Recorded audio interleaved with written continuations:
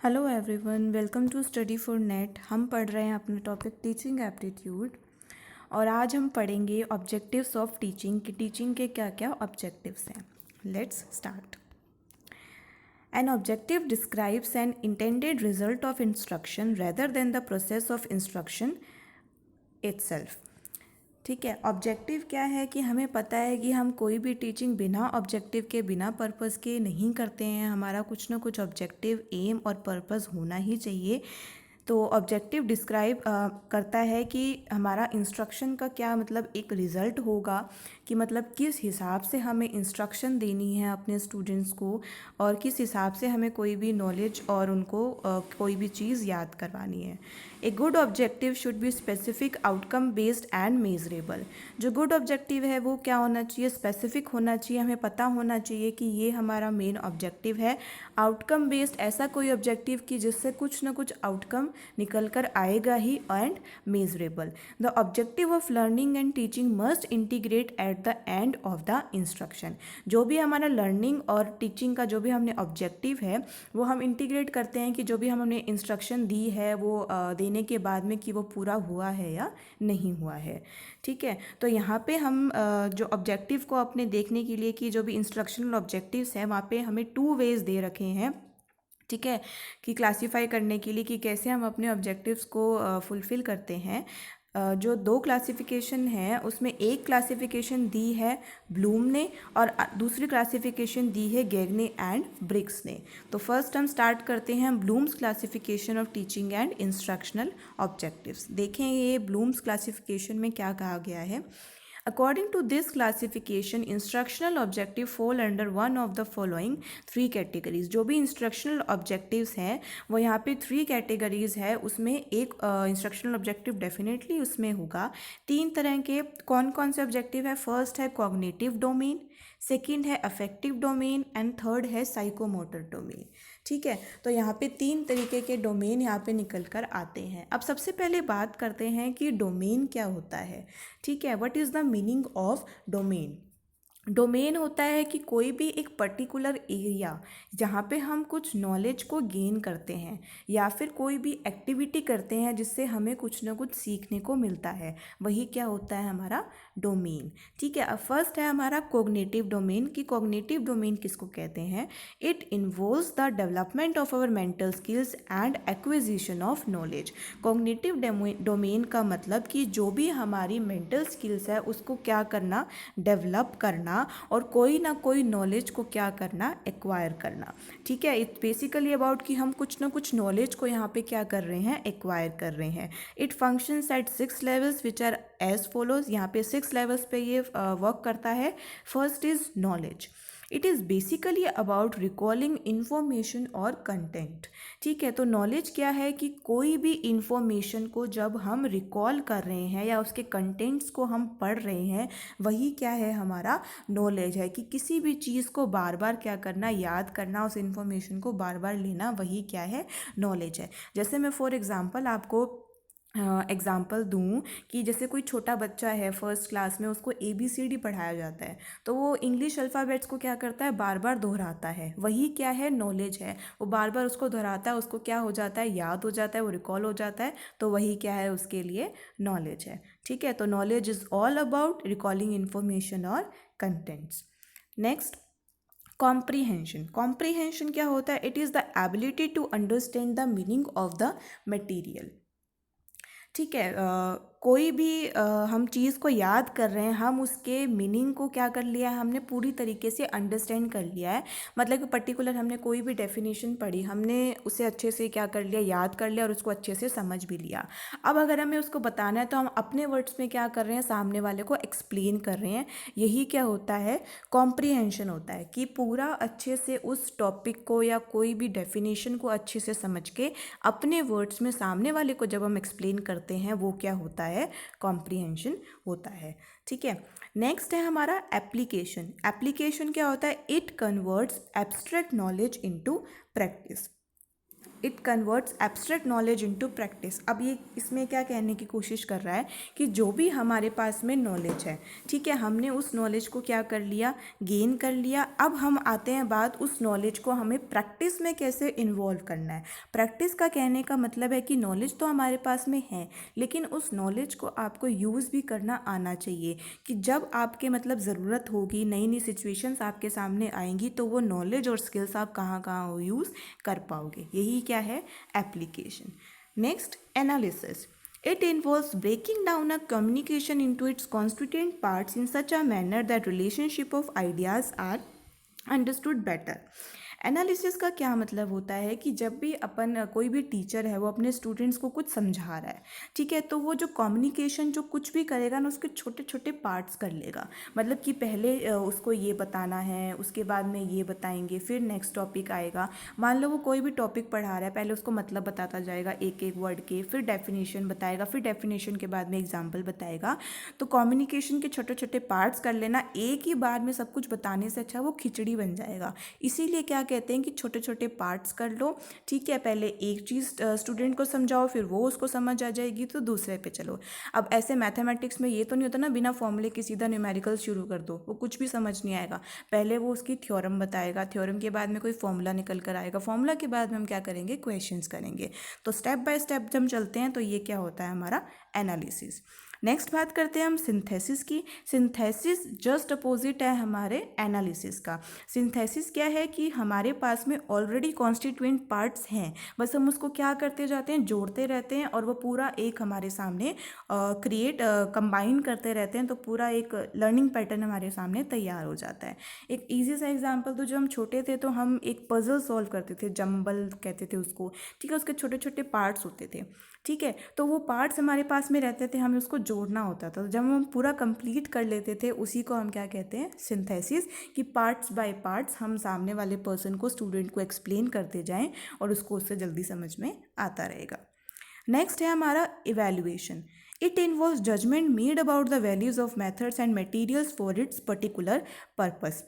Evaluation करना कि अब हम क्या हैं, स्टूडेंट को इंस्ट्रक्शन दे चुके हैं, तो हम क्या करेंगे, स्टूडेंट का भी इवैल्यूएशन करेंगे और खुद का भी इवैल्यूएशन करेंगे। हम खुद का इवैल्यूएशन डेफिनेटली कर सकते हैं कि हमें अपने लर्निंग मेथड में क्या क्या कुछ इम्प्रूव करना है, कुछ अपडेट करना है, कुछ हटाना है, कुछ नया मेथड यूज़ करना है। तो यही क्या होता है, इवैल्यूएशन होता है कि जो भी हमने मेथड्स को यूज़ किया, जो भी हमने पढ़ाई करी, उसमें कुछ ना कुछ जजमेंट देना कि ये स्टूडेंट की समझ में आया या नहीं, या टीचर ने अच्छे से एक्सप्लेन किया या नहीं। तो ये था हमारा कॉग्निटिव डोमेन। कॉग्निटिव डोमेन यही था कि आप अपनी मेंटल स्किल्स को कैसे डेवलप करते हैं, या फिर कुछ ना कुछ नॉलेज को क्या करते हैं, एक्वायर करते हैं। तो ये था कॉग्निटिव डोमेन। नेक्स्ट आता है हमारा अफेक्टिव डोमेन। अफेक्टिव डोमेन का मतलब क्या होता है, it deals with attitude, motivation, willingness to participate, valuing but is being learned and ultimately incorporating the values of discipline into a way of life. ये किससे डील करता है, एटीट्यूड से। कुछ ना कुछ हमारे अंदर जब भी हम कुछ सीखते हैं, हम एक पॉजिटिव एटीट्यूड को फील करते हैं, एक नया ही एटीट्यूड हम में आता है कि कुछ हमें सीखना है, हमने बहुत अच्छा कुछ सीखा है। हम हमेशा मोटिवेट रहते हैं कुछ ना कुछ सीखने के लिए, हम पार्टिसिपेट करने के लिए हमेशा तैयार रहते हैं। Valuing what is being learn and ultimately जो भी हमने अच्छी वैल्यूज़, मॉरल वैल्यूज़ सीखी हैं, जो भी हमने कुछ नॉलेज गेन किया है, उसको अपनी लाइफ में हम कैसे अच्छे तरीके से ढाल सकते हैं। इट इज़ यही है हमारा क्या, effective domain. An individual has to develop and nurture desirable positive attitude and interest for better adjustment in the society. जो भी इंडिविजुअल है वो पॉजिटिव एटीट्यूड क्या करता है, डेवलप करता है बहुत सारे, मतलब ताकि सोसाइटी में अच्छे एडजस्टमेंट्स और विद इंटरेस्ट के साथ में वो कुछ नया काम कर सके। तो ये उसका बहुत ज़्यादा ओवरऑल डेवलपमेंट यहाँ पे देखने को मिलता है। It ask for better student participation. इसमें बस इतना सा है कि जो भी स्टूडेंट का पार्टिसिपेशन है ना, वो बहुत अच्छे वे में होना चाहिए। स्टूडेंट क्या है, हमेशा रेडी रहता है कुछ ना कुछ पार्टिसिपेट करने को। तो इसमें कौन कौन सी लेवल्स देखने को मिलती हैं। फर्स्ट है receiving, that is willingness to listen. Receiving का मतलब कि किसी भी चीज़ को बहुत ध्यान से सुनना। मतलब हम ध्यान से सुनेंगे तो हमें वो चीज़ कभी भी हम भूलेंगे नहीं। जैसे दो फ्रेंड्स आपस में बात कर रहे हैं, गॉसिप कर रहे हैं, गप्पे मार रहे हैं, तो कोई दूसरा फ्रेंड पहले वाले को कुछ बात बता रहा है, तो नॉर्मली फ्रेंड्स एक दूसरे की बात अच्छे से सुनते ही हैं, तो हम वो बात कभी भूलते नहीं हैं। इसी हिसाब से क्लास में भी क्या होना चाहिए, स्टूडेंट बिल्कुल अच्छे से क्या होना चाहिए, उसको किसी भी चीज़ को सुनेगा तो उसको हमेशा वो चीज़ क्या रहेगी, ध्यान रहेगी, याद रहेगी। तो ये है रिसीविंग। नेक्स्ट है रिस्पॉन्डिंग। रिस्पॉन्डिंग का मतलब विलिंगनेस टू पार्टिसिपेट। ठीक है, मतलब इच्छा होना कि किसी भी चीज़ में क्या करना, पार्टिसिपेट करना। जैसे स्कूल की बात करूँ तो स्कूल में क्या होता है, कभी कभी ग्रुप डिस्कशन होता है। ठीक है, ग्रुप डिस्कशन 4-5 जनों, कितने भी जनों के बीच में होता है, लेकिन ग्रुप डिस्कशन में क्या बात होती है कि हर किसी स्टूडेंट को, हर किसी पर्सन को बोलना ज़रूरी होता है। तो ठीक है, स्टूडेंट इसमें क्या करता है, एक्टिवली पार्टिसिपेट करता है, जिससे उसे कुछ ना कुछ सीखने को मिलता है। Next, valuing, willingness to be involve. ठीक है, तो वैल्यूइंग का मतलब क्या होता है कि किसी भी चीज़ को क्या करना, वैल्यू करना, मतलब किसी भी चीज़ की वर्थ का पता करना, वही क्या होता है, वैल्यूइंग। ठीक है, जब हम किसी भी चीज़ की वर्थ को जान लेते हैं और सामने वाले को उसी चीज़ के बारे में एक्सप्रेस करते हैं, वो क्या होता है, वैल्यूइंग होता है। ठीक है, मान लो हमें कोई लेबरर्स की है, उसकी सैलरी को लेकर हम मतलब वर्थ पता चल रही है कि लेबरर्स की सैलरी उनको नहीं मिल रही है, तो हम मतलब उनके प्रति मतलब वैल्यू रख रहे हैं कि लेबरर्स के साथ अच्छा नहीं हो रहा है। ठीक है, तो सेम हम चीज़ मान लो सामने वाले के साथ शेयर करते हैं, उसको भी समझाने की कोशिश करते हैं कि लेबरर्स के लिए हमें भी कुछ करना चाहिए, लेबरर्स के साथ अच्छा नहीं हो रहा है। तो यही क्या होता है, वैल्यूइंग, की सामने वाले की वर्थ समझना और दूसरे लोगों को भी उनके बारे में बताना। नेक्स्ट है organising, willingness to be an advocate of the idea. ठीक है, ऑर्गेनाइजिंग का मतलब क्या होता है कि किसी भी पर्टिकुलर तरीके से उसको वेल ऑर्गेनाइज करना। ठीक है, अपने जैसे कभी भी हम कुछ काम करते हैं तो हम अपनी चीज़ों को प्रायोरिटी देते हैं कि हमें ये चीज़ सबसे प्यारी है, हम ये चीज़ सबसे पहले करेंगे, फिर सेकंड नंबर पे करेंगे। तो organise is all about this thing कि हम पहले प्रायोरिटी सेट करते हैं कि हमें पहले ये काम करना है, फिर वो काम करना है इन वेल ऑर्गेनाइज्ड फॉर्म। ठीक है, एग्जाम्पल की बात करें, अभी मान लो बच्चों के एग्ज़ाम्स चल रहे हैं, एक हफ्ते बाद में एग्ज़ाम्स हैं, तो वो अभी एक हफ्ते के अंदर अंदर अपने फ़ोन को, अपने गेम्स को भूल के क्या करना चाहेंगे, स्टडी करना चाहेंगे, क्योंकि उनको एग्ज़ाम अच्छे से देना है। तो यही क्या हो गया, उनकी प्रायोरिटी होगी। अभी उनकी प्रायोरिटी क्या है, पढ़ाई करना। Next, characterisation, willingness to change once behaviour of way of life. Characterisation क्या है कि किसी भी चीज़ में, कुछ भी हम चीज़ देखते हैं तो खुद का नज़रिया बदलना, खुद का बिहेवियर बदलना, उसी को हम क्या कहते हैं, कैरेक्टराइजेशन कहते हैं। जैसे वहाँ पे लेबरर्स का एग्जांपल लिया था, लेबरर्स का एग्जांपल लिया तो मुझे लगा कि उनके साथ में अच्छा नहीं हो रहा है, तो मैंने उनके प्रति, लेबरर्स के प्रति अपना क्या कर लिया, बिहेवियर को चेंज कर लिया, और सामने वाले को भी उनके बारे में बताया, जिससे उनका भी कुछ ना कुछ जीने का वे ऑफ लाइफ, मतलब उनके प्रति बिहेवियर क्या होगा, चेंज होगा। तो यही क्या है, अपना कैरेक्टराइजेशन। तो ये था हमारा अफेक्टिव डोमेन, कि हम कुछ भी मोटिवेट होते हैं, अपने एटीट्यूड को क्या करते हैं, चेंज करते हैं, पॉजिटिविटी लेकर आते हैं। तो ये था हमारा अफेक्टिव डोमेन। हम कह सकते हैं कि कुछ ना कुछ स्किल्स हम क्या करते हैं, इसमें जनरेट करते हैं। थर्ड है हमारा साइकोमोटर डोमेन। साइकोमोटर डोमेन क्या होता है, it is mainly concern with the acquisition of technical skills. किससे कंसर्न होता है कि जो भी हम टेक्निकल स्किल्स हैं उनको क्या करेंगे, इसमें एक्वायर करने की कोशिश करेंगे। तो कौन कौन सी लेवल्स हैं इसमें, सबसे पहले आता है imitation. It includes demonstration of a skill by a skilled person and learner tries to follow the same. इसमें क्या होता है कि जो भी स्किल्ड पर्सन है वो अपने स्किल को डेमोन्स्ट्रेट करेगा, सामने वाले को बताने की कोशिश करेगा, और जो लर्नर है, जो अपने स्टूडेंट्स हैं, उसको पूरी तरह से क्या करेंगे, फॉलो करेंगे। जैसे मैं आपको पढ़ा रही हूँ, ठीक है, तो आप उसको क्या करने की कोशिश कर रहे हो, फॉलो करने की कोशिश कर रहे हो। Next, manipulation. A learner tries to experiment various aspects like manipulating machinery, equipment, etc. ठीक है, मैनिपुलेशन का मतलब कि कुछ ना कुछ नया एक्सपेरिमेंट करते रहना, चीज़ों को मैनिपुलेट करते रहना, कि जो भी आपके पास में सामान है उसको कुछ ना कुछ सीखने की कोशिश करना, अपनी स्किल्स को यूज़ करना कि इससे हम ये कर सकते हैं, इससे हम वो कर सकते हैं। तो ये अपना हो गया मैनिपुलेशन। नेक्स्ट होता है प्रिसीजन। प्रिसीजन का मतलब क्या होता है, accuracy in performing various arts increases with practice. जब हम बहुत सारी चीज़ों को क्या करते हैं, परफॉर्म करते हैं, हमें क्या हो जाती है, उसकी अच्छे से प्रैक्टिस हो जाती है। एक प्रिसीजन मतलब कि बिल्कुल प्रैक्टिस के साथ में करते हैं तो हम चीज़ों में क्या हो जाते हैं, माहिर हो जाते हैं। ठीक है, तो हमें उसको फिर ऐसे करने में यूँ नहीं लगता कि हम नहीं कर पाएंगे। प्रैक्टिस से ही क्या होता है, हम चीज़ों को अच्छे से मैनेज कर पाते हैं। ठीक है। नेक्स्ट बात करते हैं आर्टिकुलेशन की। आर्टिकुलेशन क्या है? Achieving a desired level of efficiency and effectiveness through practice. Practice के बेसिस पे किसी भी चीज़ में एक एफिशिएंसी और इफेक्टिवनेस को लाना ही क्या कहलाता है? हमारा आर्टिकुलेशन कहलाता है। Next, naturalisation. Skill is internalised and an individual is able to adept, modify और डिज़ाइन न्यू टेक्निक्स, मेथड्स और procedure according to the requirement of a situation. इसमें क्या कहते हैं कि स्किल सबके अंदर होती है, ठीक है, इंटरनलाइज्ड होती है। बस यही है कि इंडिविजुअल कोई भी पर्सन है उसको मॉडिफाई करना, न्यू टेक्निक्स को डिज़ाइन करना या किसी मेथड्स या प्रोसीजर को अडेप्ट करना आना चाहिए उसकी सिचुएशन के अकॉर्डिंग। सपोज करो कोई भी सिचुएशन उसके सामने खड़ी रहती है तो वो कैसे अपने स्किल्स का यूज़ करेगा, जो उसके इनबिल्ट है, जो उसके अंदर है, वही क्या होता है? अपना नेचुरलाइजेशन होता है। तो psychomotor domain is all about कि कैसे हम अपनी टेक्निकल स्किल्स को एक्वायर करते हैं या कुछ ना कुछ स्किल्स को क्या करते हैं? जनरेट करते हैं। तो ये था हमारा ब्लूम्स क्लासिफिकेशन ऑफ टीचिंग। इसमें 3 आते हैं हमारे: cognitive domain, affective domain and psychomotor domain. ठीक है।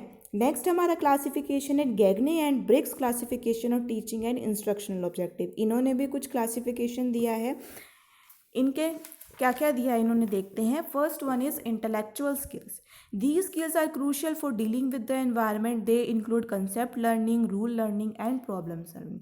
ठीक है। इंटेलेक्चुअल स्किल्स क्या है कि जो भी आपके पास में नॉलेज है, उन नॉलेज का, उन स्किल्स का हम कैसे डील करते हैं, कैसे यूज़ करते हैं।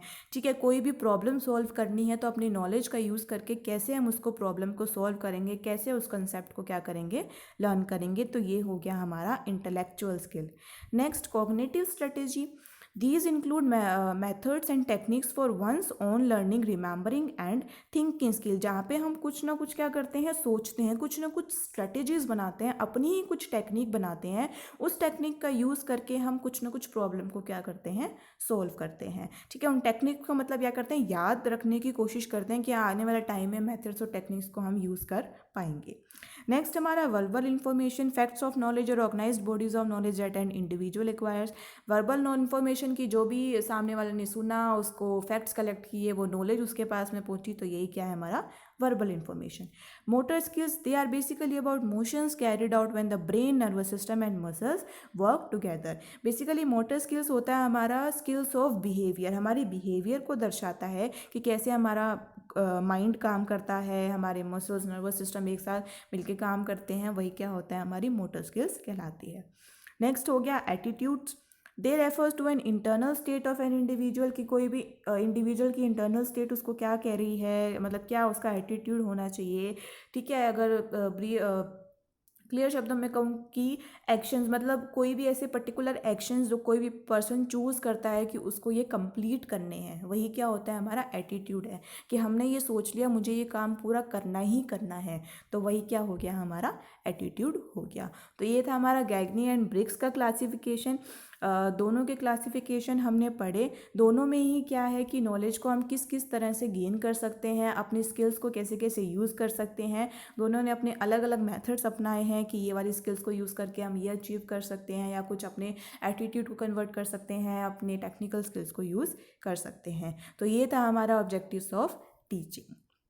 Thank you. आई होप आपको मेरी ये वीडियो पसंद आई हो, तो प्लीज़ इसको लाइक करें और मेरे चैनल को सब्सक्राइब करें। Thank you.